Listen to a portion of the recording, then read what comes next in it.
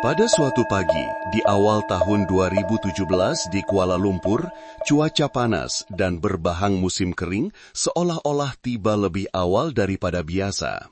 Di Balai Polisi Taman Desa Petaling, di kawasan Sungai Besi. Suasana kerja pada waktu pagi yang biasanya hanya diisi dengan urusan pentadbiran, tiba-tiba digegarkan oleh kehadiran seorang lelaki pertengahan umur. Lelaki ini memakai seragam pekerja pembersih berwarna biru yang sudah lusuh. Wajahnya pucat lesi, dibasahi peluh, dan dia terus meluru masuk ke bilik pegawai bertugas hampir tersadung. Tuan, ada orang mati, ada orang mati. Dia tercungap-cungap, suaranya menggeletar dan serak kerana ketakutan. Ada mayat di kawasan Tanah Lapang dalam kawasan projek. Semua pegawai dan anggota di dalam bilik itu serta-merta bangun. Bawa bertenang, Encik. Seorang inspektor yang bertugas menenangkan lelaki itu, tetapi tangannya sudah pantas menghidupkan walkie-talkie. Boleh Encik jelaskan di mana dan bila Encik menemuinya? Saya pekerja kutip sampah syarikat. Pagi tadi, saya pergi kutip sampah di jalan dalam kawasan projek terbengkalai dekat Taman Teknologi itu. Jalan tu sunyi sangat, penuh dengan semak samun. Saya terhidu bau busuk yang sangat kuat. Ingatkan bangkai binatang. Saya selak semak tu nak tengok. Ya Allah! Lelaki itu menggigil teruk. Ada seorang lelaki terbaring meniarap dalam semah. Darah dah kering sampai hitam baju dia. Saya takut sangat terus lari ke sini. Berita tentang satu kes pembunuhan, satu mayat yang dibuang, segera dilaporkan secara cemas kepada Ibu Pejabat Polis Daerah Ceras dan unit-unit pakar dari Ibu Pejabat Polis Kontingen Kuala Lumpur. Sifat kes ini dianggap sangat serius. Kawasan Ceras pada waktu itu adalah sebuah kawasan yang luas, dengan topografi yang kompleks dan banyak tapak projek perumahan yang terbiar. Bangunan-bangunan yang separuh siap menjadi lokasi yang ideal bagi penjenayah untuk menyembunyikan atau melupuskan bukti jenayah. Tidak sampai 30 menit kemudian, kawasan Tanah Lapang yang ditunjukkan oleh pekerja pembersihan itu telah ditutup sepenuhnya. Bunyi siren memecah kesunyian pagi. Superintenden Azhar bin Rashid, Ketua Jabatan Siasatan Jenayah, JSJ, seorang pegawai polis yang sangat berpengalaman, tiba sendiri di lokasi kejadian. Lokasi kejadian, seperti yang digambarkan, adalah sebuah kawasan yang sangat terpencil. Sebatang jalan tar yang separuh siap menuju ke sebuah bandar baharu yang hanya wujud di atas pelan. Di kedua-dua belah jalan, lalang tumbuh lebih tinggi daripada kepala orang, berselang-seli dengan sisa bahan binaan. Mayat mangsa, seorang lelaki muda, ditemui dalam keadaan meniarap kira-kira 10 meter dari jalan tar, di dalam rimbunan pokok akasia. Mangsa memakai seluar jin dan kemeja biru, sejenis uniform sebuah syarikat e-hailing. Bajunya terselak, dan bahagian belakangnya telah bertukar menjadi warna coklat gelap dan keras karena jumlah darah yang sangat banyak telah kering. Anggota forensik dengan berhati-hati menterbalikkan mayat mangsa. Mangsa adalah seorang lelaki berusia lingkungan 30 hingga 35 tahun. Wajahnya sudah mula menunjukkan tanda-tanda pereputan awal disebabkan cuaca panas dan lembap di Kuala Lumpur, menunjukkan bahawa kematian berlaku kira-kira lebih 24 jam yang lalu. Punca kematian tidak dapat dinafikan lagi. Di dada dan perut mangsa terdapat banyak kesan tikaman, sekurang-kurangnya 3 tikaman maut yang dalam, menyebabkan kerosakan organ dalaman dan kehilangan darah yang teruk. Bagaimana dengan keadaan tempat kejadian? Tanya Superintenden Azhar. Ketua Pasukan Siasatan Tempat Kejadian melaporkan, Tuan, ada tanda-tanda samun yang sangat jelas. Dia menunjuk ke arah mangsa. Kedua-dua poket seluar jin di hadapan dan poket belakang telah diterbalikkan keluar. dompet, dokumen pengenalan diri, dan telefon bimbit utama mangsa telah hilang. Walau bagaimanapun, dia mengambil sebuah telefon bimbit lama jenis Nokia hitam putih dengan skrin yang pecah. Pembunuh telah meninggalkan telefon ini, mungkin kerana ia tidak bernilai. Kami juga tidak menemui kunci kenderaan. Satu senario awal segera terbentuk di dalam fikiran para penyiasat. Ini adalah kes bunuh dan samun. Mangsa kemungkinan besar adalah seorang pemandu teksi atau perkhidmatan e-hailing. Pembunuhnya mungkin seorang atau lebih individu yang menyamar sebagai penumpang. Mereka membawa mangsa ke kawasan sunyi ini, kemudian membunuhnya, merompak harta benda, dompet, telefon pintar dan mungkin juga kendaraan, sebelum mengheret mayat ke dalam semak untuk dilupuskan.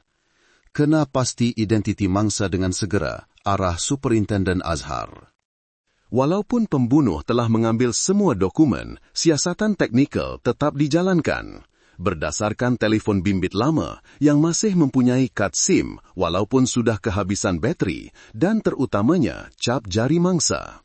Hanya selepas 2 jam, identiti lelaki malang itu berjaya dikenal pasti. Mangsa ialah Azlan bin Manaf, 34 tahun, beralamat di Setapak.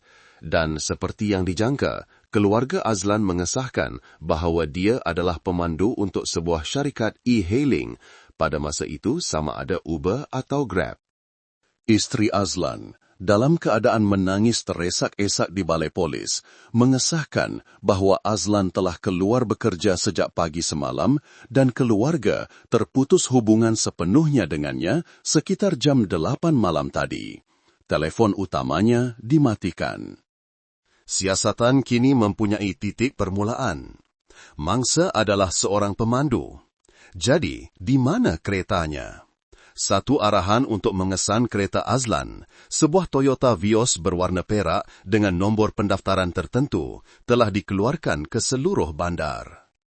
Pasukan penyiasat percaya bahawa kereta itu adalah bahan bukti paling penting yang mungkin telah diambil oleh pembunuh untuk melarikan diri atau dijual.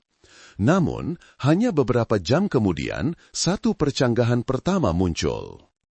Satu percanggahan yang menggoyahkan keseluruhan hipotesis bunuh dan samun kereta. Kereta Vios milik Azlan ditemui. Ia tidak dijual, komponennya tidak dileraikan. Ia ditemui dalam keadaan ditinggalkan di sebatang lorong mati yang juga agak sunyi di kawasan Taman Connaught, Cheras, kira-kira 5 kilometer dari lokasi mayat ditemui. Kereta itu masih berkunci seperti biasa, tetapi apabila pasukan teknikal forensik membukanya, satu pemandangan yang mengerikan terpampang. Seluruh tempat duduk pemandu dipenuhi darah yang telah kering, membentuk tompakan besar di atas kusyen, serta bertaburan di stereng, papan pemuka dan juga pada tombol gear. Jelas sekali, inilah lokasi kejadian yang pertama. Mangsa telah dibunuh semasa sedang duduk di kerusi pemandu. Pembunuh yang duduk di kerusi penumpang hadapan atau belakang telah bertindak. Selepas membunuh Azlan, pembunuh melakukan sesuatu yang sangat aneh. Mereka tidak merompak kereta itu, sebaliknya membandu kereta yang membawa mayat itu ke tanah lapang di Taman Desa Petaling. Kemudian, dia mengheret mayat mangsa keluar dari kereta dan membuangnya ke dalam semak. Tetapi mengapa perlu membuang mayat? Jika ini kes samun, mereka hanya perlu membuang mayat dan melarikan diri dengan kereta. Tetapi tidak. Selepas membuang mayat, pembunuh itu terus memandu kereta itu sejauh 5 kilometer lagi ke lorong mati di Taman Connaught, barulah meninggalkan kereta itu di sana dan melarikan diri. Senario ini terlalu rumit, terlalu tidak logik untuk satu kes samun biasa. Perompak sekarang, kata seorang pegawai penyiasat muda, mereka hanya mahukan duit. Bunuh orang, ambil dompet, ambil telefon sudah cukup. Merompak kereta susah nak jual, senang dikesan. Mungkin mereka panik selepas membunuh, sebab itu mereka tinggalkan kereta. Tidak munasabah, Superintenden Azhar menggelengkan kepalanya. Kalau panik, mereka akan tinggalkan kereta di tempat mereka buang mayat. Kenapa perlu ambil risiko memandu lagi 5 kilometer melalui banyak kawasan perumahan ke lorong lain untuk meninggalkannya? Tingkah laku ini tidak nampak seperti panik. Ia lebih kepada sesuatu yang dirancang. Dan satu lagi butiran, pembunuh telah cuba untuk mengelirukan siasatan di tempat kejadian. Selepas mengheret mayat Azlan keluar dari kereta, pembunuh itu kembali dan cuba mengelap beberapa kesan darah pada pintu dan pemegang pintu. Dan yang paling penting, dia mencipta satu babak samun di lokasi mayat dengan menterbalikkan poket seluar mangsa, mengambil dompetnya. Ini, Superintendent Azhar menunjuk pada papan analisis, adalah satu senario palsu. Pembunuh mahu kita percaya ini adalah satu kes samun rambang oleh penumpang. Dia mahu kita menumpukan siasatan kepada kumpulan-kumpulan perompak teksi untuk memesongkan siasatan. Jadi, kalau bukan samun, tanya seorang pegawai penyiasat. Apa motifnya? Dendam, kata Superintendent Azhar, suaranya tegas. Satu pembunuhan yang dirancang. Pembunuh dan mangsa kemungkinan besar saling mengenali. Pembunuh telah menaiki kereta, kedua-duanya telah pergi ke suatu tempat. Pertelingkahan berlaku di dalam kereta, pembunuh bertindak, dan selepas itu, pembunuh dengan sengaja merancang segalanya untuk kelihatan seperti satu kes samun bagi menyembunyikan identitinya. Jika ini adalah kes dendam pribadi, maka keseluruhan arah siasatan perlu diubah. Bukan lagi mencari kumpulan perompak, tetapi menyiasat hubungan Azlan. Siasatan serta-merta tertumpu kepada istri mangsa. Adakah Azlan mempunyai perselisihan faham dengan sesiapa? Adakah dia berhutang atau mempunyai hubungan sulit?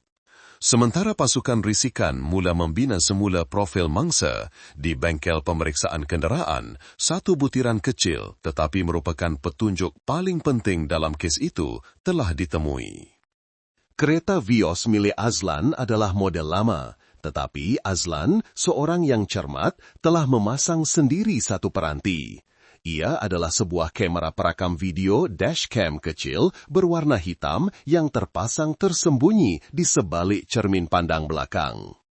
Pembunuh, dalam keadaan panik, dalam kegelapan malam, semasa sibuk mengelap kesan darah dan melupuskan mayat, langsung tidak menyadari kewujudannya. Seorang juru teknik menjerit, "Kart memori masih ada, Tuan." Semua orang menahan nafas. Mereka tahu jawapan kepada keseluruhan kes ini mungkin terkandung sepenuhnya di dalam kad memori kecil itu.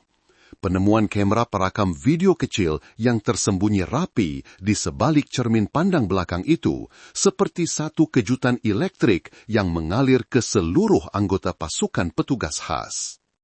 Dalam satu kes di mana pembunuh telah dengan sengaja mencipta tempat kejadian palsu, dengan begitu teliti, menghapuskan jejak dan melupuskan senjata, sebuah peranti rakaman yang masih utuh tanpa diusik adalah satu anugerah yang tidak ternilai. Segala hipotesis, segala andaian, kini boleh disahkan. "Kad memori masih ada, dia tidak perasan." Jeritan juru teknik itu memecah kesunyian di bengkel pemeriksaan. Semua mata segera tertumpu kepada Superintendent Azhar bin Rashid. Tuan Azhar, pegawai polis berpengalaman yang telah menyaksikan pelbagai tragedi, tidak dapat menyembunyikan ketegangannya. Dia mengangguk dengan tegas. "Ekstrak data dengan segera. Pindahkan semua data ke bilik analisis. Saya mau melihatnya sekarang juga." Kad memori kecil itu dikeluarkan dengan cermat, dimeterai dan dihantar segera ke pusat kawalan. Di dalam bilik musyawarah taktikal, suasana menjadi tegang. Semua pegawai penyiasat utama hadir. Skrin proyektor besar yang tadinya memaparkan peta lokasi kejadian dan laluan pergerakan kereta, tiba-tiba menjadi gelap sebelum bertukar kepada antara muka pemain video. Seorang juru teknik duduk di hadapan komputer, tangannya di atas tetikus, menunggu arahan. "Lapor, Tuan," katanya. Pemeriksaan awal mendapati kad memori ini berkapasiti besar dan merakam secara berulang. Fail video terakhir dan juga yang paling panjang dirakam pada malam kelemarin. Masa mula ialah 7.15 malam. Mainkan arah Superintendent Azhar. 1 klik tertikus. Rakaman video bermula. Imej awal adalah sudut rakaman biasa dari cermin hadapan sebuah kereta. Langit sudah gelap gelita. Kereta itu sedang bergerak di sebatang jalan yang sibuk di Kuala Lumpur, mungkin di kawasan Ceras atau Sungai Besi. Cahaya lampu jalan dan lampu motosikal memancar silau. Bunyi enjin kereta yang senyap diiringi alunan musik sentimental yang perlahan. Mangsa, Azlan bin Manaf nampaknya sedang dalam perjalanan untuk mengambil penumpang atau baru sahaja menurunkan penumpang.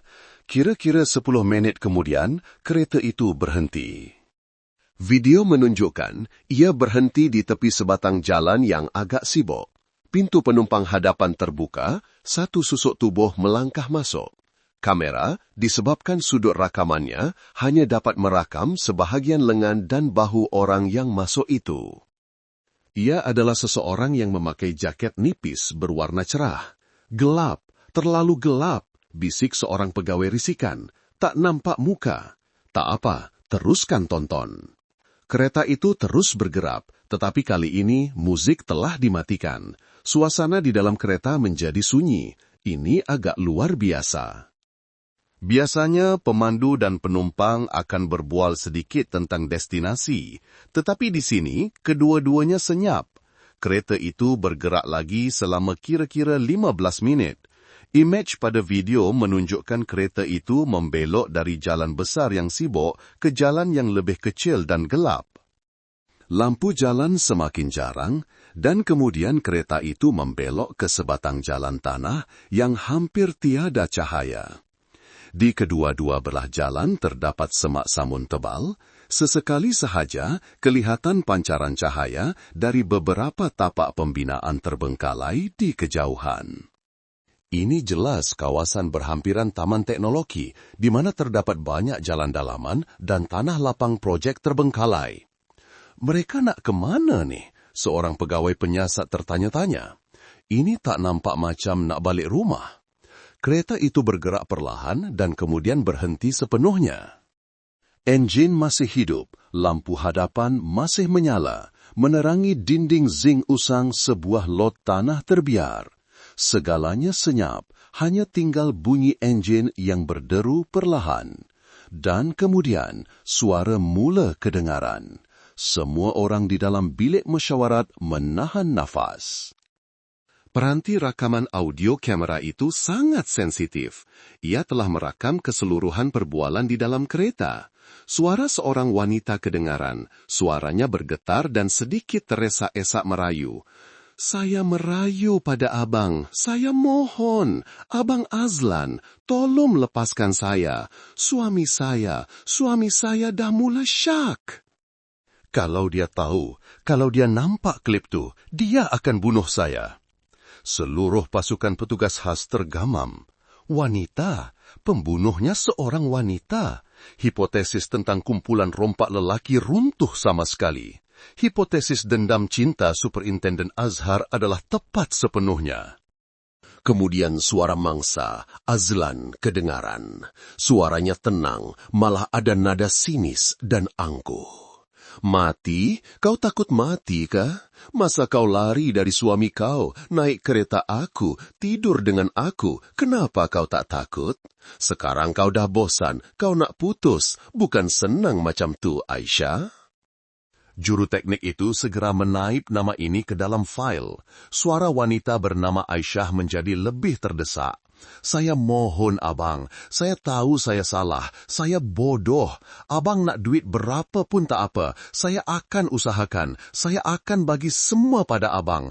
Tolonglah padam klip tu. Jangan hantar pada suami saya. Klip, Superintendent Azhar mengerutkan dahi. Klip ya? Itu bergantung. Kau ingat atau perlukan duit kau yang tak seberapa tu? Aku dah cakap, aku tak perlukan duit, aku perlukan kau. Dia berhenti sejenak, kemudian suaranya menjadi mengancam. Malam ni, kau kena layan aku kat sini juga. Kalau kau tak nak, esok pagi suami kau akan jadi orang pertama yang menikmati klip tu. Kau pilih. Abang, suara Aisyah tersekat. Abang memang jantan tak guna. Binatang. Abang paksa saya. Abang tipu saya. Paksa? Suara Azlan menengking. Kau pun rela kan? Sekarang pilih. 1, layan aku, atau 2, keluarga kau hancur. Cepat. Kesunyian menyelubungi. Hanya kedengaran bunyi nafas yang kencang dan esakan Aisyah. Kemudian, tiba-tiba, suara Aisyah menjerit, tetapi bukan jeritan merayu. Sebaliknya, jeritan kebencian yang memuncak dari seekor binatang yang terperangkap. Lepaskan aku, jantan keparat! Sejurus selepas itu, satu jeritan kesakitan. Itu suara Azlan. Diikuti oleh rentetan bunyi pergelutan, bunyi debak-debuk. Kemudian satu bunyi yang mengerikan, bunyi mengerang seperti darah membuak keluar dari kerongkong. Seluruh bilik musyawarat senyap membisu. Mereka sedang mendengar secara langsung proses satu nyawa diragut. Pergelutan terhenti, hanya kedengaran napas termengah-mengah dan tangisan panik Aisyah. Ya Allah, apa yang aku dah buat ni? Aku tak sengaja. Apa aku nak buat sekarang? Ya Allah, mati dah. Rakaman audio berterusan. Tangisan Aisyah berlarutan selama beberapa menit. Tangisan yang penuh kepanikan. Dan kemudian, rakaman video yang tadinya hanya menunjuk ke arah dinding zinc mula bergegar. Bunyi pintu kereta di bahagian pemandu dibuka. Gedebuk. Satu bunyi jatuhan yang berat, seolah-olah sesuatu jatuh dari kereta ke tanah. Itulah mayat Azlan. Kemudian, kedengaran suara Aisyah masih menangis dan menggumam, kena sorok. Rakaman video berterusan, bunyi pintu belakang dibuka dan ditutup.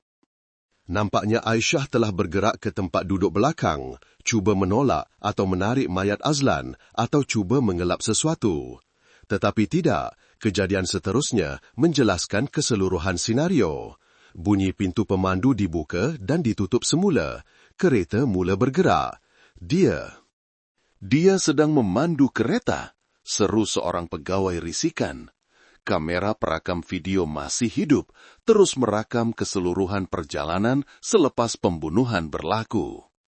Aisyah, dalam keadaan panik yang melampau, masih cukup tenang untuk memandu kereta yang membawa mayat teman lelakinya, meninggalkan lokasi pembunuhan di tanah lapang berdinding zinc itu. Kereta itu bergerak dalam kegelapan malam melalui jalan-jalan yang sunyi. Kira-kira 10 menit kemudian, kereta itu berhenti. Bunyi yang direkam adalah bunyi pintu pemandu dibuka, bunyi tapak kaki bergeser di atas rumput, bunyi sesuatu yang sangat berat diseret. Srit. Kemudian, bunyi nafas Aisyah yang tercungap-cungap, bunyi sesuatu diselongkar, poket seluar, mungkin tali pinggang. Dia sedang mereka-reka babak samun. Beberapa minit kemudian, Aisyah kembali ke kereta. Pintu pemandu ditutup kuat, enjin kereta dihidupkan semula dan terus bergerak. Rakaman video merakam perjalanan sejauh kira-kira 5 kilometer lagi, melalui lebih banyak kawasan perumahan. Akhirnya, kereta itu membelok ke sebatang lorong mati dan berhenti. Bunyi terakhir, pintu kereta dibuka. Imej pada kamera bergegar. Satu tangan wanita yang berlumuran darah terhulur ke arah papan pemuka, coba mengelap. Tangan itu juga mengelap steering, tombol gear, dan juga cermin pandang belakang, tetapi dia terlepas pandang.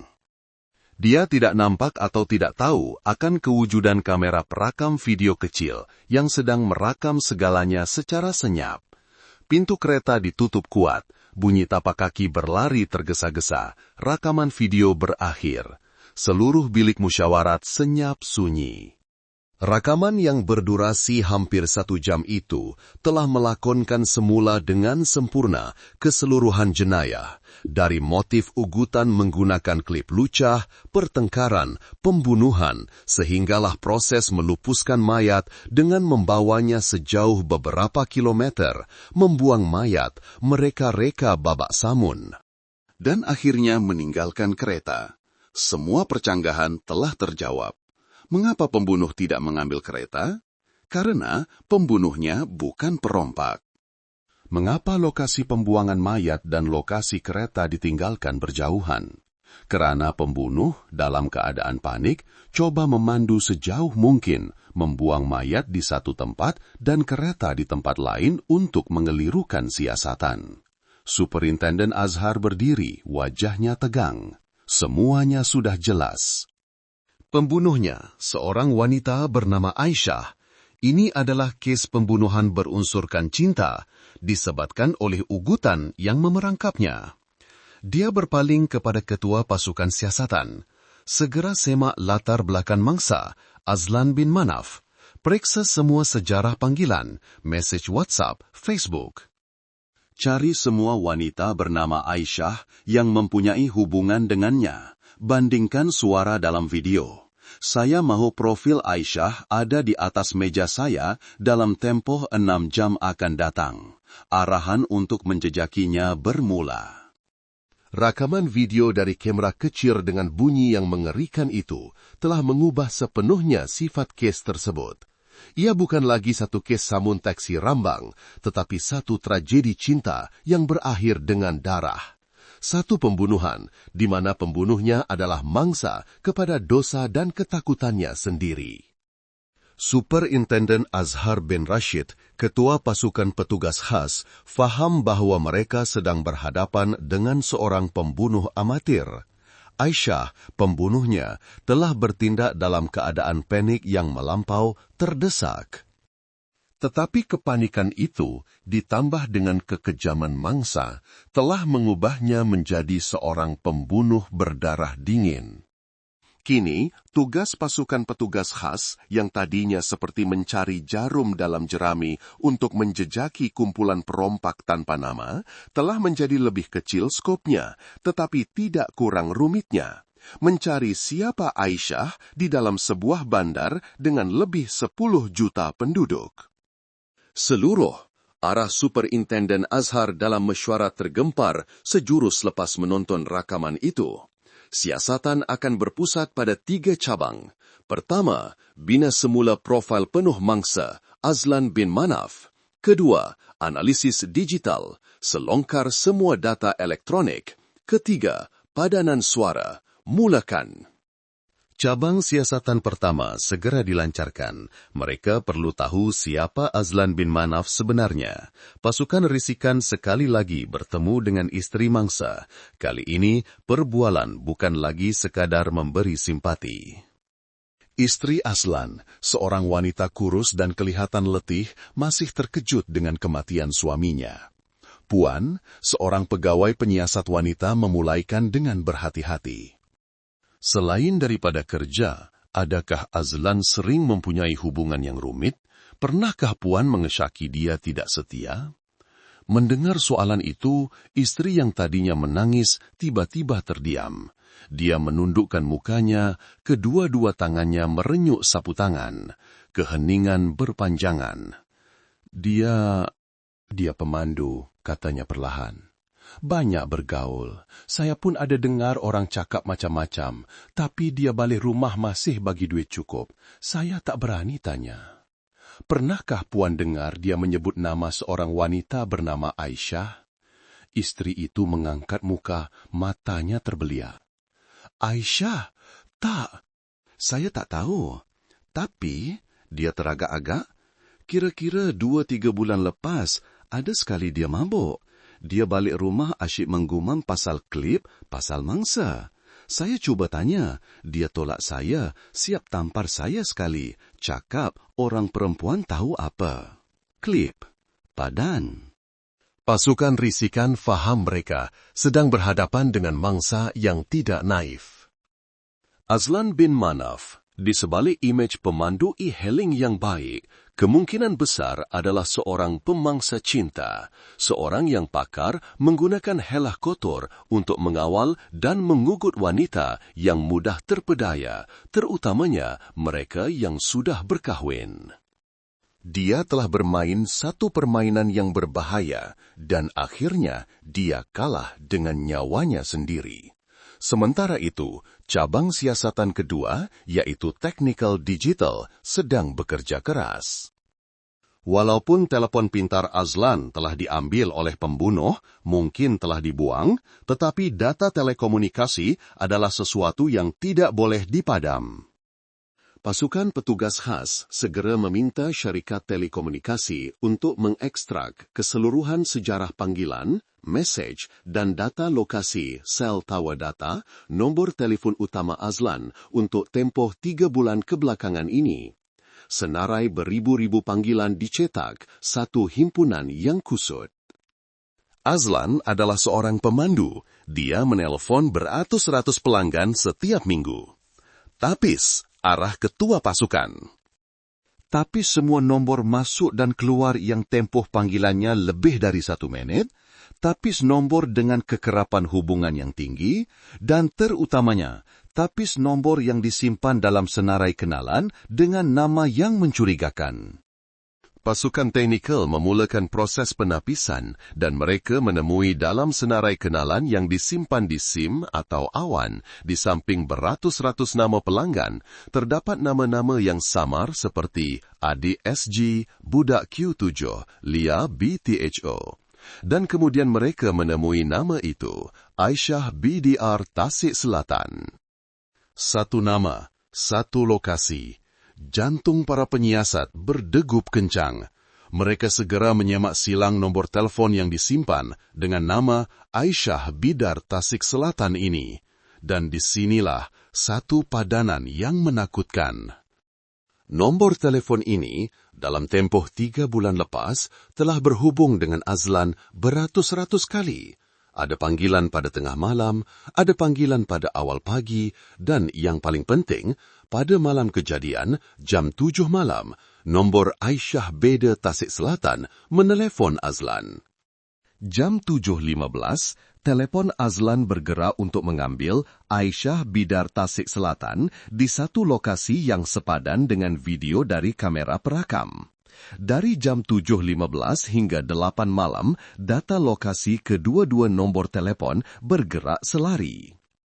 Kedua-duanya bergerak dari Bandar Tasik Selatan ke kawasan Sungai Besi dan berhenti bersama di kawasan Tanah Lapang berdinding zinc, lokasi pembunuhan.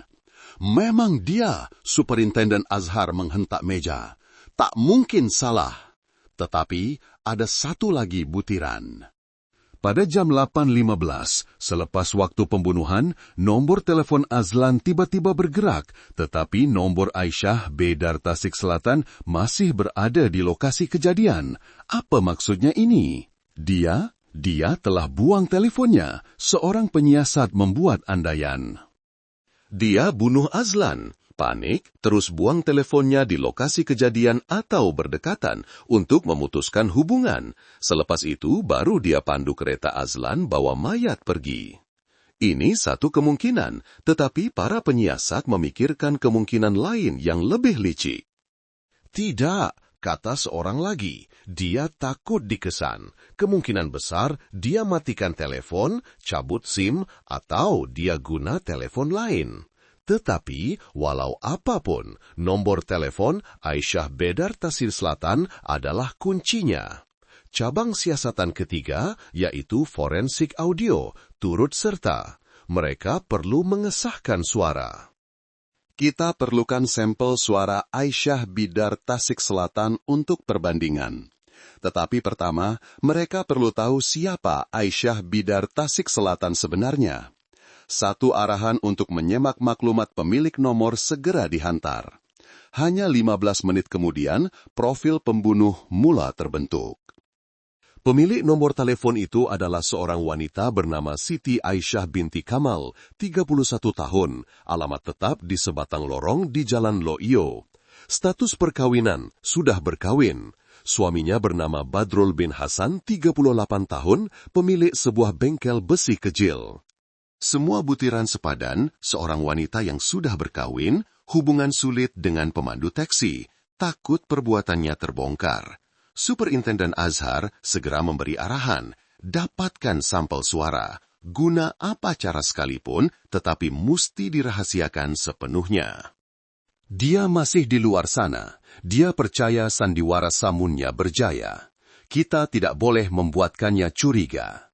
Satu rancangan pengumpulan audio yang teliti dirangka. Seorang pegawai risikan wanita menyamar sebagai kaki tangan sebuah syarikat penyelidikan pasaran menelepon nombor Siti Aisyah. Nomor itu masih berdaring. Ini bermakna Aisyah tidak membuang teleponnya. Dia telah pulang ke rumah dan menghidupkan semula teleponnya. Cuba untuk hidup seperti biasa. Hello? Satu suara kedengaran, lemah, letih, dan berwaspada. Pegawai risikan itu memasang pembesar suara, sementara juru teknik audio di sebelahnya memulakan tugas mereka. Ya, selamat petang. Boleh saya bercakap dengan Puan Siti Aisyah? Saya dari syarikat penyelidikan pasaran ABC. Boleh Puan luangkan beberapa minit untuk satu kaji selidik tentang tabiat pengguna? Saya sibuk. Suara Aisyah bergetar tergesa-gesa. Hanya sekejap sahaja, Puan. Jika Puan menjawab, Puan berpeluang memenangi baucer beli belah bernilai RM500. Saya cakap tak nak. Jangan ganggu saya. Suara Aisyah tiba-tiba menengking. Ada nada panik dan jengkel di dalamnya. Kemudian dia meletakkan telepon. Panggilan itu hanya berlangsung selama 30 saat, tetapi itu sudah lebih dari cukup. Rekaman pendek itu segera dimasukkan ke dalam mesin analisis, diletakkan bersebelahan dengan rekaman audio dari kamera perekam. Saya merayu pada abang, saya mohon, Abang Azlan. Tak, saya sibuk. Para juru teknik membandingkan frekuensi, nada suara, dan intonasi. Beberapa menit kemudian, keputusan diserahkan kepada Superintenden Azhar. Lapor Tuan, kadar padanan adalah 99%. Suara Siti Aisyah binti Kamal dan suara wanita di dalam kereta Azlan adalah orang yang sama.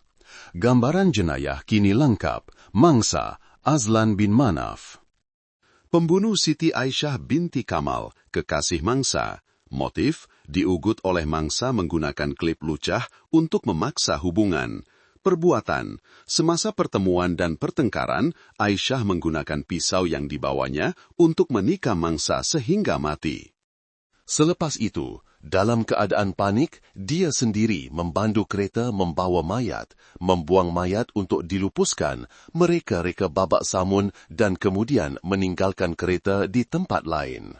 Wajah Superintenden Azhar mengeras, dia memandang rakan-rakannya yang telah bekerja tanpa henti selama 24 jam. Kita sudah ada bukti yang cukup, katanya. Luluskan waran tangkap segera dan waran geledah kediaman Siti Aisyah binti Kamal. Dia berpaling kepada ketua pasukan khas. Subjek ini telah membunuh dengan kejam. Dia dalam keadaan psikologi yang tidak stabil, panik. Apabila terdesak, dia mungkin akan bertindak di luar kawalan. Tangkapan mesti dibuat dengan cepat, kemas dan selamat sepenuhnya. Malam itu, lorong kecil di jalan Loke Ye yang biasanya sunyi, tiba-tiba didatangi ramai orang yang tidak dikenali. Mereka adalah penjual mie sup, penunggang ojek, dan pasangan muda yang bersiar-siar. Mereka sebenarnya adalah pegawai risikan jenayah yang sedang mengepung rumah Aisyah. Mereka menunggu. Mereka tahu suami Aisyah, lelaki yang panas baran itu, telah keluar minum dan belum pulang. Ini adalah masa terbaik. Sasaran berada di rumah seorang diri. Sasaran di rumah, laporan risikan masuk. Bertindak. 4 orang pegawai risikan dengan pantas menyerbu masuk. Pintu rumah teres setingkat itu ditendang buka. Siti Aisyah sedang duduk meringkuk di atas sofa dalam kegelapan tanpa memasang lampu. Apabila pintu terbuka, cahaya dari jalan menerangi masuk dan satu laungan bergema, "Polis, Siti Aisyah, Anda ditahan." Dia tidak melawan langsung. Dia hanya mengangkat wajahnya yang lesu dan kosong, basah dengan air mata. Dia tahu dia telah menunggu saat ini. Pelarian, baik secara fizikal maupun mental, akhirnya tamat. Bilik soal siasat Jabatan Siasatan Jenayah Kuala Lumpur pada tengah malam itu diselubungi kesunyian yang hampir mutlak. Hanya kedengaran bunyi pendingin hawa lama dan cahaya lampu neon putih yang menerangi wajah lesu dan kosong Siti Aisyah binti Kamal. Dia telah berada di situ selama 3 jam. 3 jam sejak saat pintu rumahnya di Ceras ditendang buka. Kejatuhan Aisyah bukanlah dengan jeritan atau rontaan, tetapi satu penyerahan diri. Seperti empangan yang telah menahan tekanan terlalu lama, dan apabila pecah, ia pecah dalam senyap, membiarkan aliran air mata penyesalan, ketakutan, dan sedikit kelegaan mengalir keluar. Pelarian, baik secara fizikal maupun mental, akhirnya tamat. Berhadapan dengan Aisyah ialah Superintenden Azhar bin Rashid. Beliau tidak menengking, tidak menghentak meja. Beliau tahu, bagi penjenayah jenis ini, penjenayah yang tidak disengajakan, kehancuran dari dalam lebih menakutkan daripada sebarang tekanan luaran. Beliau meletakkan perakam suara di atas meja, di sebelahnya segelas air suam. "Kami sudah tahu segalanya, Puan Aisyah." Beliau memulakan dengan suara yang tenang dan sekata. "Kamera perakam di dalam kereta Azlan telah merakam semuanya. Suara Puan, rayuan Puan, ugutan dia, dan juga bunyi pembunuhan itu." Aisyah tidak mengangkat muka, bahunya terhinjut-hinjut. Dia tahu sebarang penafian adalah sia-sia. "Kami di sini bukan untuk menghakimi hubungan Puan," sambung Superintenden Azhar. "Kami di sini untuk menjelaskan jenayah. Sekarang, Puan ceritakan sendiri. Ceritakan semuanya dari awal hingga akhir." Itulah satu-satunya cara untuk Puan mendapat keringanan hukuman, walau sekecil manapun. Aisyah dengan tangan yang menggeletar mengambil gelas air dan minum seteguk. Dan kemudian dia mula bercerita. Suaranya serak dan terputus-putus, seperti kaset yang dimainkan semula dari masa lalu yang tragis. Kisah Aisyah adalah tragedi tipikal seorang wanita dalam masyarakat. Dia berkahwin awal dengan Badrul bin Hasan, seorang lelaki yang panas baran dan kaki pukul. Badrul menjana pendapatan dari bengkel besinya, tetapi dia juga menganggap Aisyah sebagai harta miliknya. Kehidupan Aisyah terkurung di antara 4 dinding, dipenuhi dengan pukulan tanpa sebab dan kesunyian yang menyesakkan. "Saya tak ubah macam binatang dalam rumah tuh," Aisyah teresak-esak. "Saya tak boleh kemana-mana, tak boleh jumpa kawan-kawan. Suami saya, dia cemburu buta. Dia kawal saya setiap masa." Dan kemudian Azlan bin Manaf muncul. Kira-kira 6 bulan lalu, dalam satu kesempatan yang jarang berlaku, di mana suaminya membenarkannya melawat ibunya yang sakit, Aisyah telah menempah sebuah kendaraan e-hailing. Ia adalah kereta Azlan. Azlan pada mulanya menunjukkan sikap yang sangat berbeda dengan suaminya. Dia sopan, dia mendengar. Melihat Aisyah menangis, dia bertanya dan memujuk. Dia memberikan nomor telepon pribadinya, berkata, "Bila-bila awak sedih, telefon saja saya.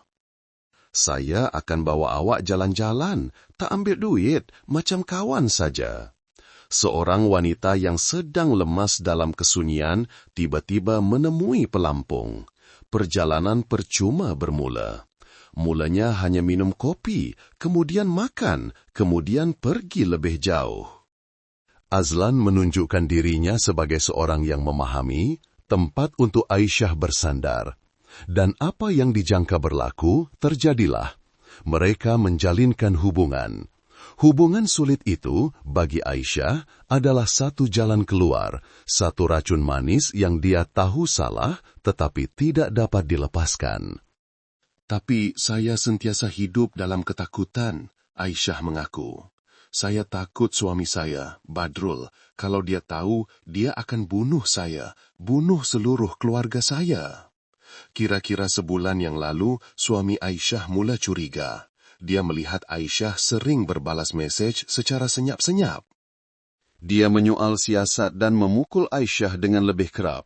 Kerana terlalu takut, Aisyah memutuskan untuk menamatkan hubungan itu. Dia memberitahu Azlan untuk berpisah dan ketika itulah wajah sebenar pemandu yang sopan itu terbongkar. Dia tak setuju, Aisyah menggeletar mengingatinya. Dia kata dia cintakan saya, tak boleh hidup tanpa saya. Saya takut sangat, saya tukar nombor, saya sekat dia. Tapi dia, Azlan, entah macam mana dia dapat nombor baru saya, dapat alamat rumah saya, dan dia mulakan ugutan untuk mendapatkan wang dan seks. Dia cakap, suara Aisyah hilang. Dia cakap, masa kami bersama, dia ada rakam satu klip secara senyap-senyap. Dia ugut saya. Dia cakap kalau saya tak terus layan dia, dia akan hantar klip tu terus kepada suami saya. Itulah yang didengari oleh pasukan tugas khas. Dia jadikan saya hamba seksnya. Aisyah menjerit dalam keputusasaan. Dia tak perlukan duit, dia perlukan saya. Bila-bila masa dia nak, dia panggil, saya kena pergi. Kalau tidak, suami saya akan tahu. Saya hidup macam dalam neraka. Pada malam kejadian, suami Aisyah selepas satu pertengkaran cemburu telah menghempas telefon Aisyah dan mengisytiharkan, kalau aku dapat tangkap, aku bunuh dua-dua sekali. Pada masa yang sama, Azlan terus menghantar mesej ugutan ke telefon baru Aisyah.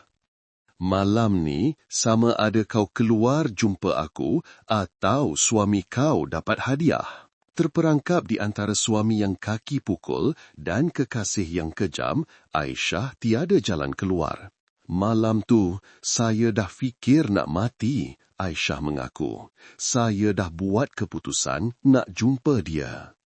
Saya akan merayu pada dia kali terakhir. Kalau dia tak setuju, saya akan bunuh diri depan dia. Jadi, pisau tu? Tanya Superintenden Azhar. Ya, pisau tu saya bawa, Aisyah berbisik. Saya ambil pisau kupas buah yang kecil di dapur. Saya sorok dalam poket jaket. Saya nak guna untuk bunuh diri. Saya bersumpah.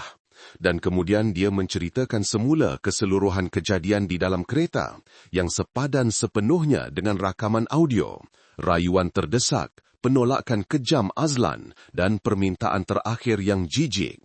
Kau kena layan aku kat sini juga. Dia terkam saya, Aisyah menggigil. Dia koyakkan baju saya. Dia cakap, kau tak nak, biar suami kau tengok. Saya panik sangat. Saya jerit, lepaskan. Saya keluarkan pisau dari poket. Saya tak tahu bila saya tikam. Saya cuma tikam membabi buta. Saya tak nampak apa-apa lagi. Saya cuma nampak darah. Apabila dia sedar, Azlan telah rebah di atas tereng. Matanya terbeliak, darah membuak keluar. Dia telah mati. Kepanikan yang melampau melanda. Saya tak tahu nak buat apa. Aisyah menangis. Dalam kepala saya, cuma ada satu fikiran. Suami saya tak boleh tahu pasal ni. Tak ada siapa boleh tahu. Dan dalam keadaan tidak waras itu, satu rancangan pelupusan yang bodoh, seperti yang diakuinya sendiri, terbentuk. Dia mengheret mayat yang berat itu keluar dari tempat duduk pemandu, menolaknya jatuh ke jalan.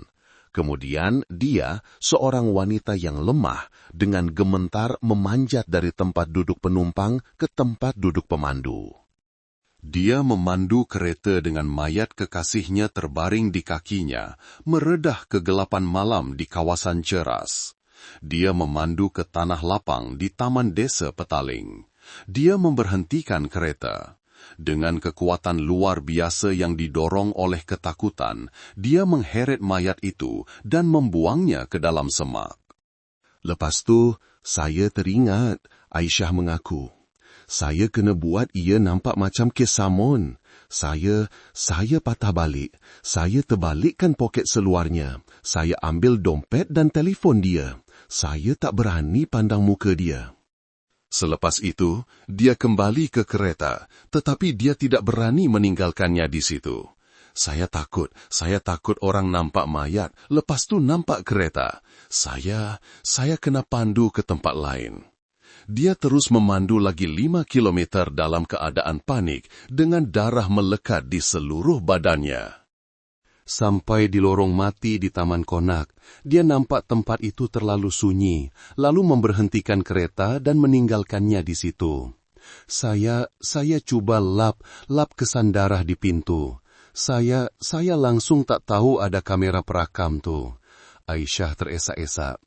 Kalau saya tahu. Dompet dan telefon mangsa di mana? Saya dah buang.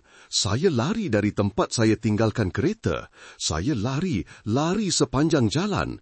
Saya buang dompet tu dalam longkang. Saya hempas telefon tu. Saya buang dalam tong sampah. Dan pisau tu, senjata pembunuhan, awak buang di mana? Ini adalah soalan penting. Aisyah cuba mengingat, wajahnya berkerut. Pisau tu masih ada darah. Saya pegang dalam tangan masa lari. Saya takut sangat. Masa saya lari lintas satu jambatan, ada satu parit kecil dekat MRR2. Saya dah lempar. Saya lempar dalam parit tu. Pengakuan sudah jelas. Superintenden Azhar segera memberi arahan. Pada malam itu juga, satu pasukan membawa Siti Aisyah binti Kamal ke kawasan MRR2. Aisyah dengan tangan bergari, dengan gementar menunjuk ke arah sebatang parit kecil yang hitam dan busuk di bawah jejambat. Bawah tu, saya lempar kat situ.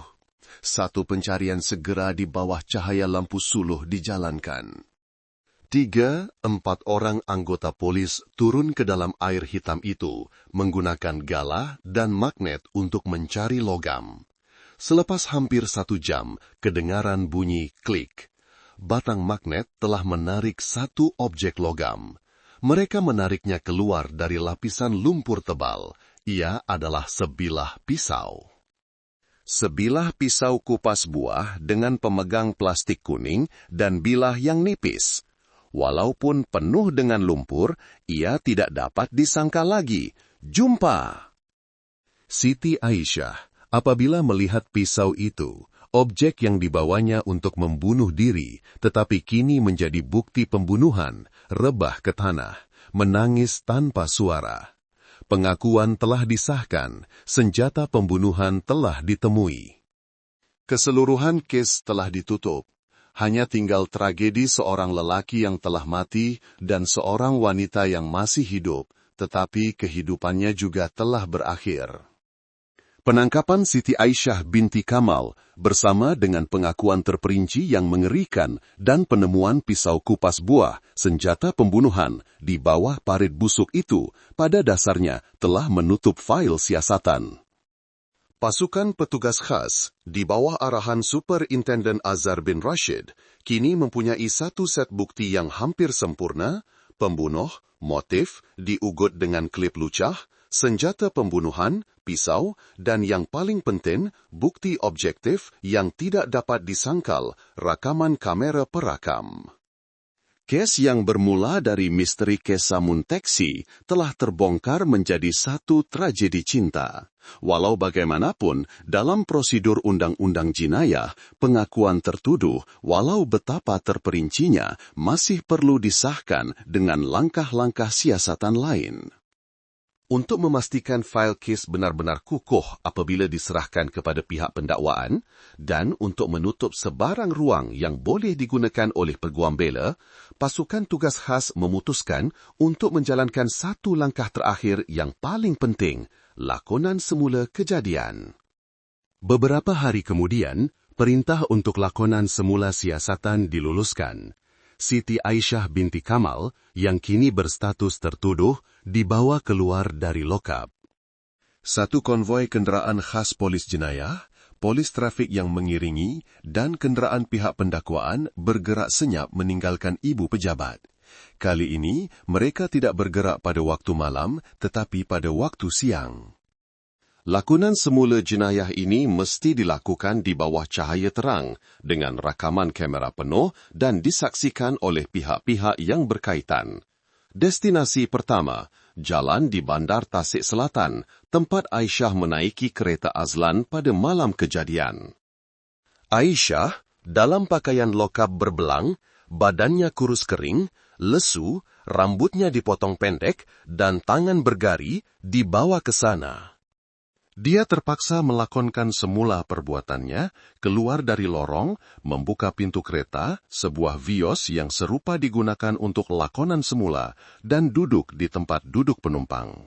Destinasi kedua, dan yang paling penting, tanah lapang berdinding zinc di Sungai Besi, lokasi utama pembunuhan. Kawasan itu segera ditutup. Orang ramai yang ingin tahu setelah mendengar berita tentang lakonan semula kes bunuh berkumpul dari jauh, berbisik-bisik. Siti Aisyah dibawa keluar dari kereta. Sebaik sahaja melihat semula dinding zinc usang itu, tempat yang telah mengubah hidupnya selamanya, dia tiba-tiba menggigil. Kenangan ngeri malam itu kembali. Dia rebah dan teresa-esa. Tertuduh, bangun. Lakonkan semua perbuatan kamu, arah seorang pegawai penyiasat. Mereka memberikan Aisyah sebilah pisau palsu, dan di tempat duduk pemandu diletakkan sebuah patung yang memakai pakaian sama seperti mangsa, Azlan bin Manaf. Aisyah dalam tangisan terpaksa melakonkan semula. Dia terpaksa melakonkan semula adegan dia merayu. Dia terpaksa melakonkan semula adegan diserang oleh patung yang mewakili Azlan. Dan kemudian, saat yang paling menyakitkan, dia terpaksa memejamkan mata, memegang pisau palsu itu, dan melakonkan semula perbuatan menikam patung itu secara membabi buta. Bunyi kamera berkelip-kelip, merakam setiap sudut, setiap gerak-geri, untuk dibandingkan dengan kesan tikaman pada mayat mangsa. Setiap kali dia menikam patung itu, Aisyah menjerit.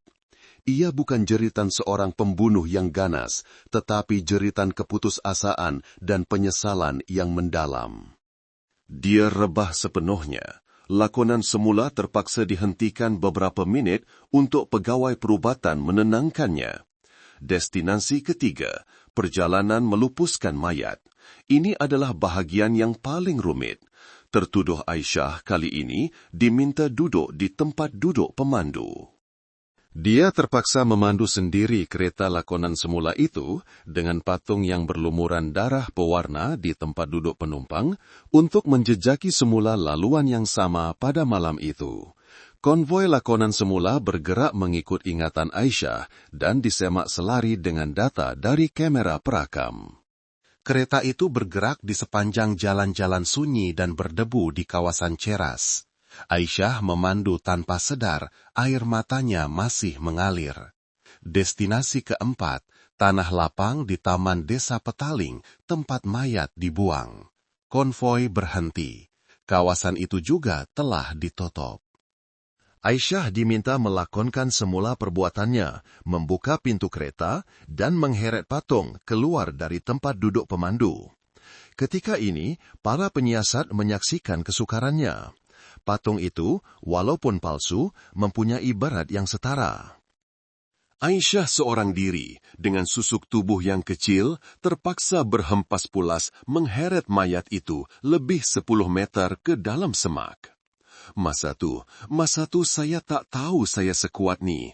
Aisyah menggumam dalam keadaan panik, mengingati kekuatan yang datang dari ketakutan. Dia terpaksa melakonkan semula adegan dia dengan gementar menterbalikkan poket seluar patung itu, berpura-pura mengambil dompet dan telepon.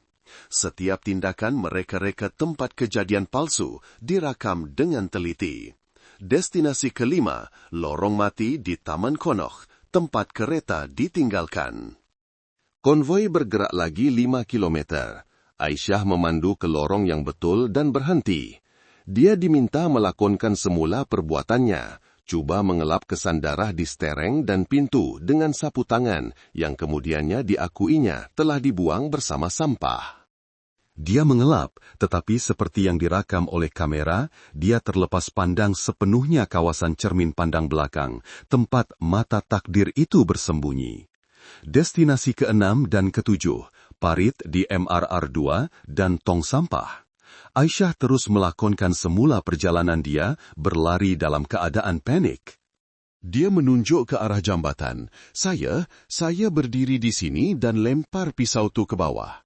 Kemudian dia menunjuk ke sebuah pusat pengumpulan sampah.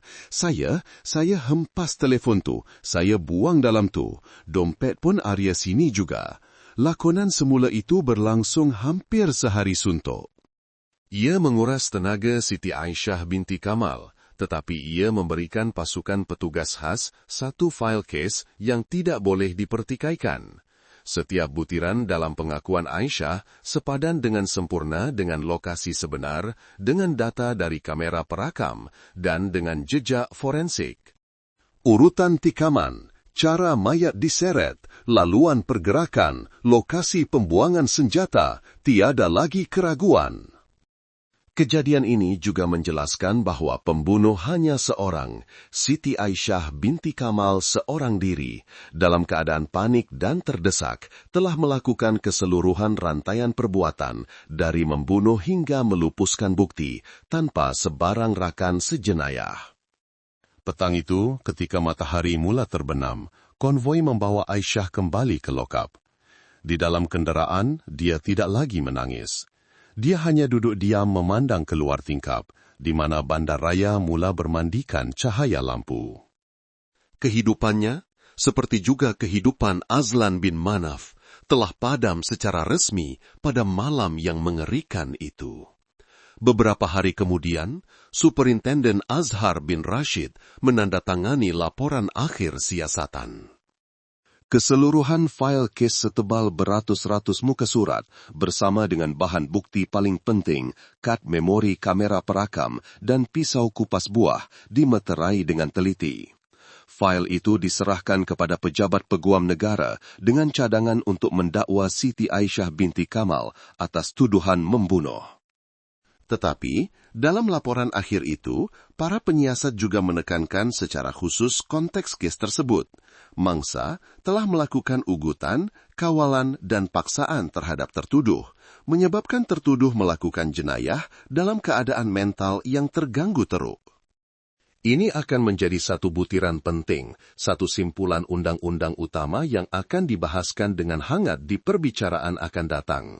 Penyiapan laporan siasatan dan penyerahannya kepada pejabat peguam negara juga menandakan tirai rahasia kes ini mula disingkap kepada umum.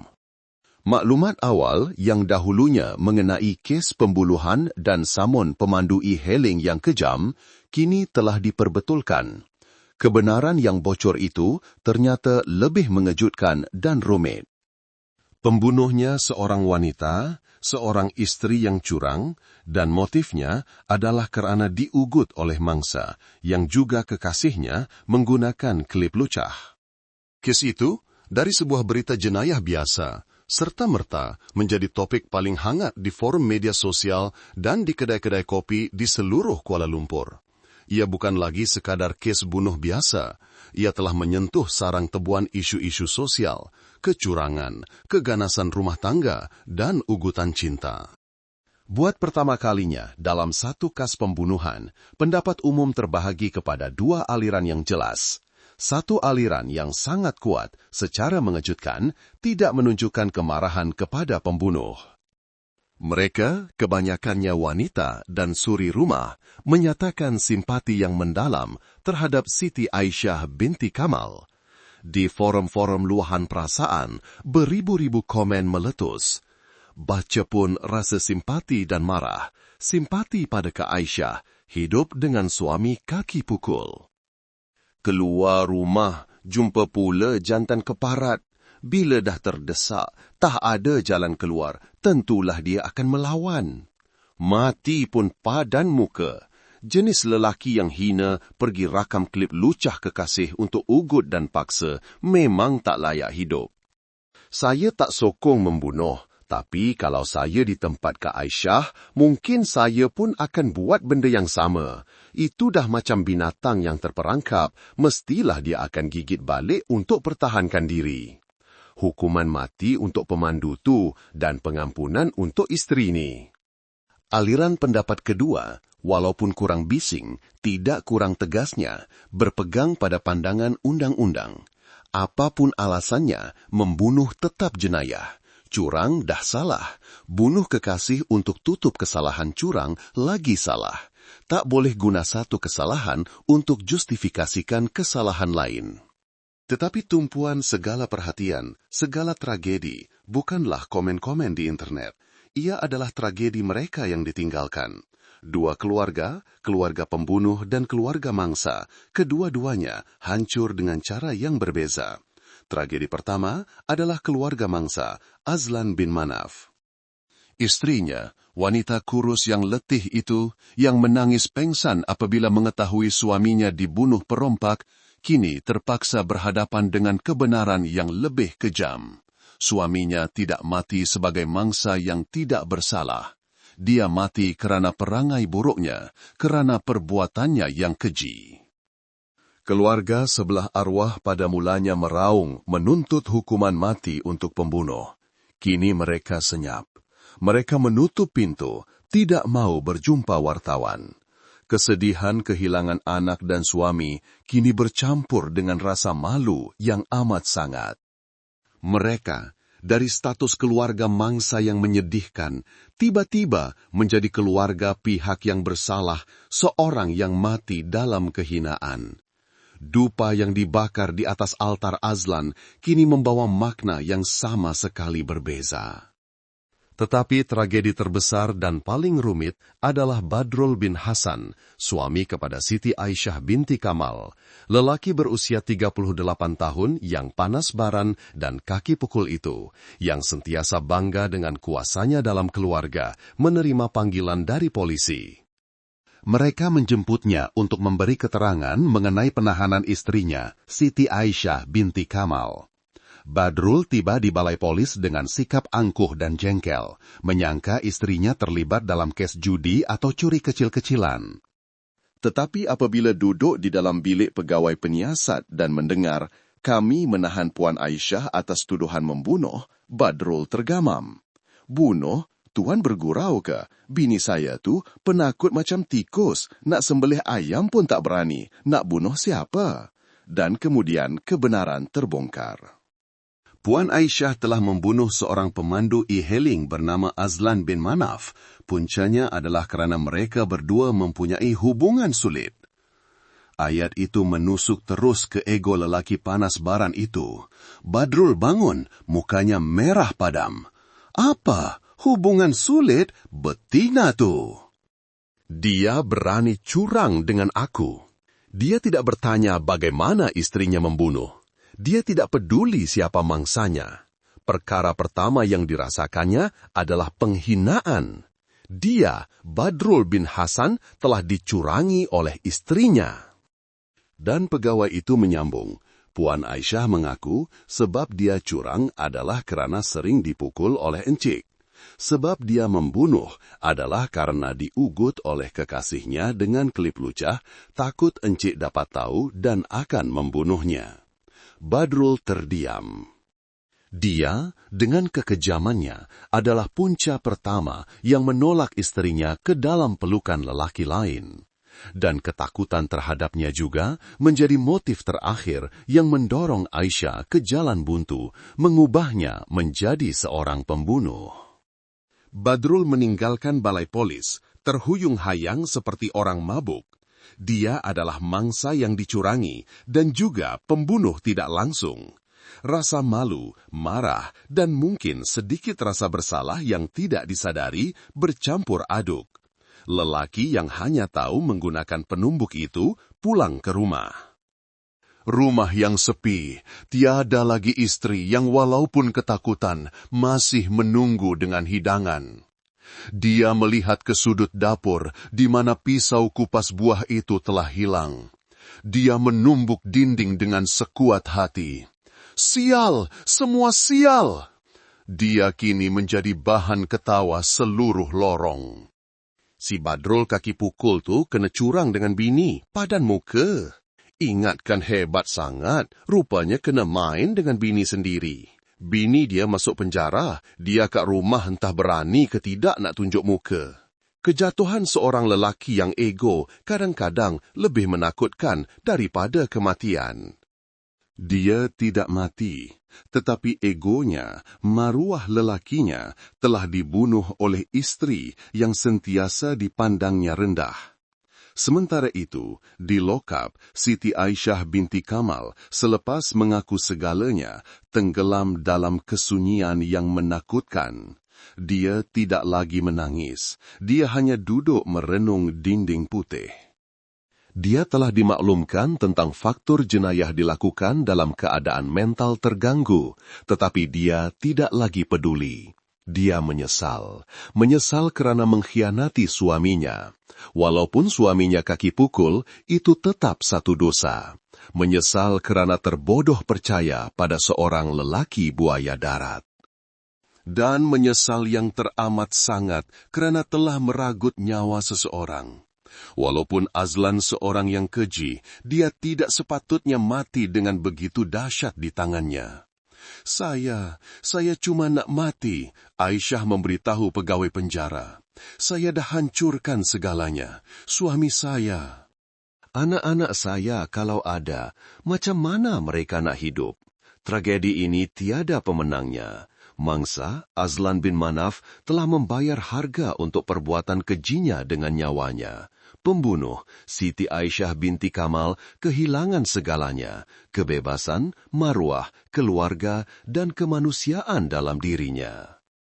Dan suami, Badrul bin Hasan, kehilangan istri, maruah, dan terpaksa menghabiskan sisa hidupnya dengan hakikat bahwa dia adalah sebagian daripada punca tragedi itu.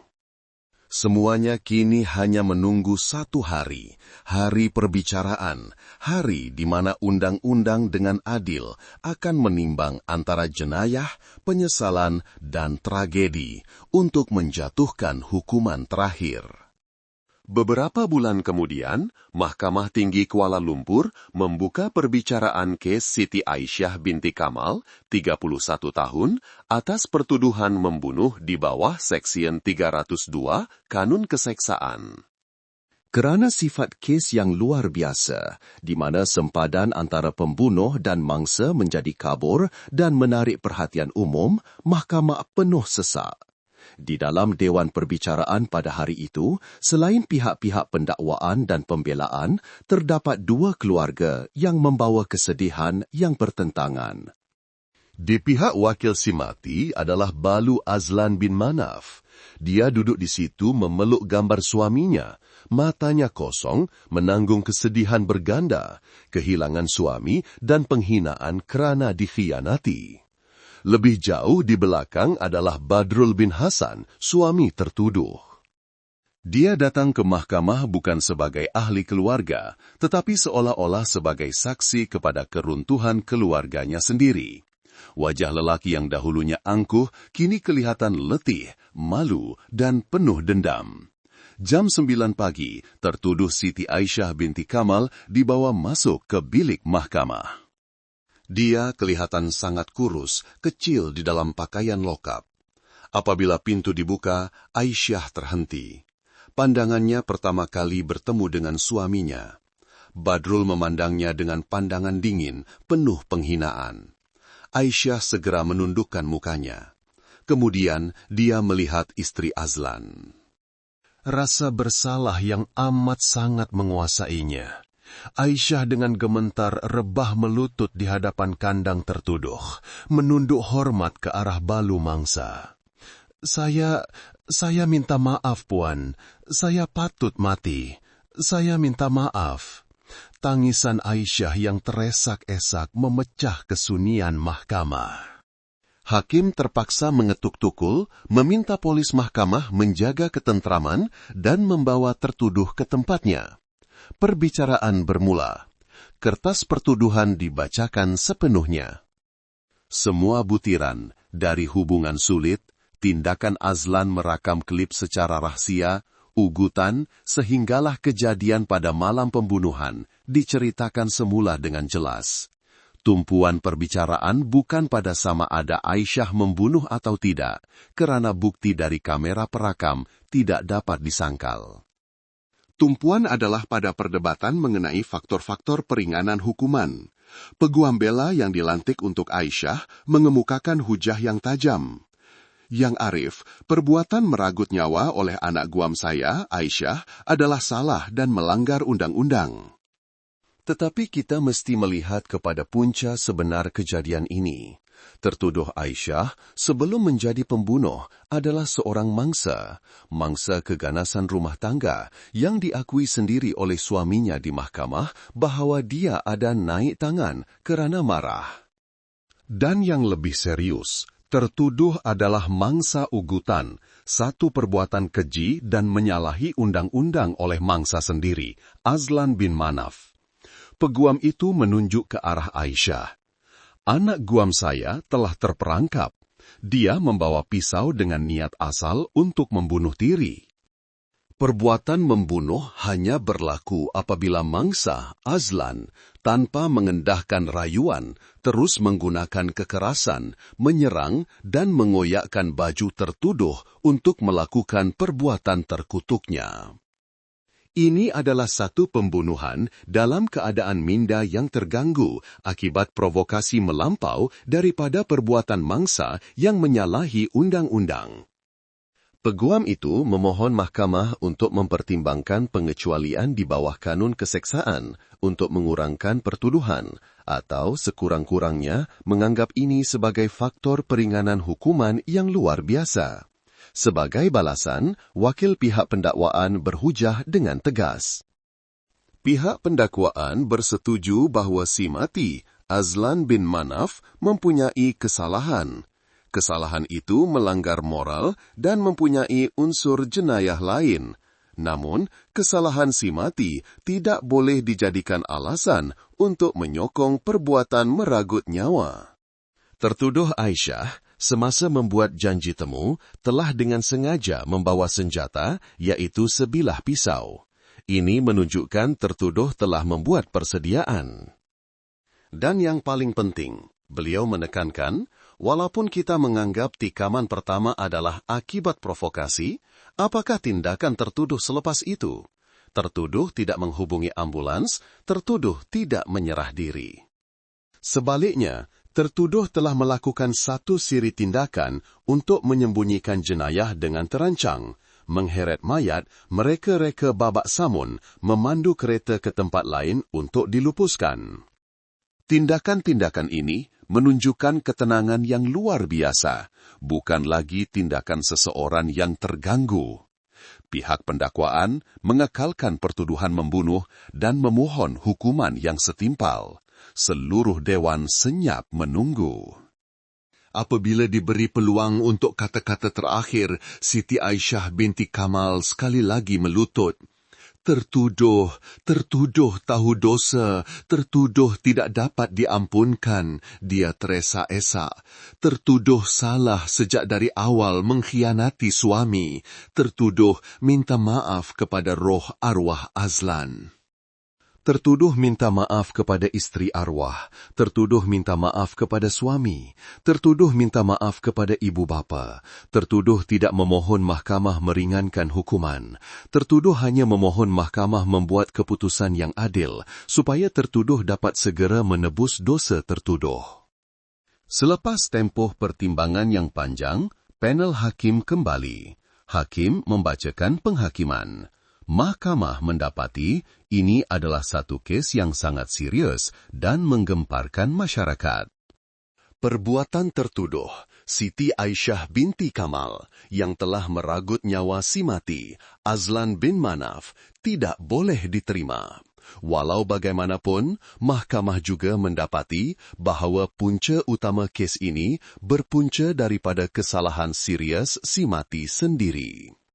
Si mati, Azlan, telah mengambil kesempatan ke atas kelemahan dan keadaan terdesak tertuduh untuk memulakan hubungan sulit. Apabila tertuduh ingin menamatkannya, si mati telah merakam klip lucah secara rahsia dan menggunakannya untuk mengugut, mengawal dan memaksa tertuduh. Ini adalah perbuatan yang serius melanggar undang-undang, mencabuli maruah dan kehormatan orang lain. Pada malam kejadian, si mati sendiri telah terus memaksa tertuduh melakukan hubungan seks yang membawa kepada penentangan dan jenayah. Oleh itu, mahkamah menerima sebahagian hujah peguam bela dan mendapati tertuduh melakukan jenayah dalam keadaan minda yang terganggu akibat perbuatan si mati yang menyalahi undang-undang. Di samping itu, mahkamah juga mengambil kira faktor-faktor peringanan lain. Tertuduh mengaku bersalah, menunjukkan penyesalan, menunjukkan tempat senjata disembunyikan, dan bekerja sama dengan pihak berkuasa. Dan keluarga tertuduh, walaupun marah, telah secara sukarela membayar sebahagian pampasan kos pengebumian kepada keluarga si mati.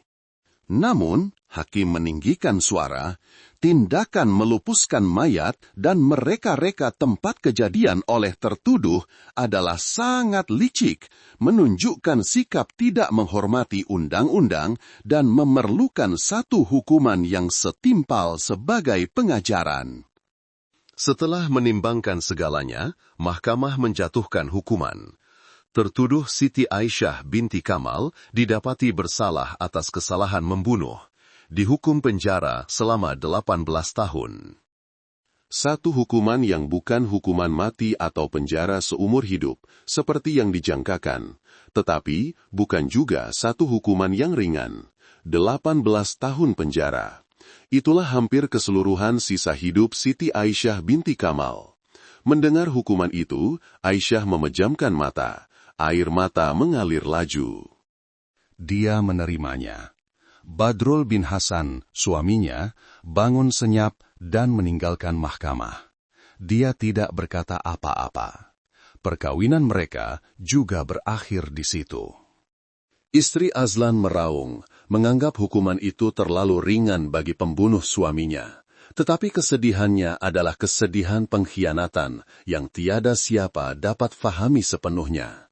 Kendaraan polis membawa Aisyah kembali ke penjara. 18 tahun. Itulah harga yang perlu dibayarnya untuk satu saat kelemahan, untuk satu hubungan terlarang, dan untuk satu tikaman takdir pada malam itu. Tragedi berakhir, tetapi kesakitan dan pengajaran tentang kesetiaan, kepercayaan, dan kekejaman manusia akan sentiasa kekal. Hai semua, korang dari mana tu? Cuba tinggalkan komen di bawah, saya nak tahu juga. Apa pendapat korang tentang cerita tadi? Okey tak? Saya harap korang terhibur ya. Apa-apa pun, saya doakan semoga anda semua sentiasa sehat, selamat dan dipermudahkan segala urusan. Semoga kita semua sentiasa dalam lindungannya. Kalau korang pun ada cerita atau pengalaman menarik yang nak dikongsikan, jangan segan-segan untuk kongsikan di ruangan komen. Jom kita sama-sama baca dan kongsi rasa. Mana tahu cerita anda boleh bagi inspirasi pada orang lain pula.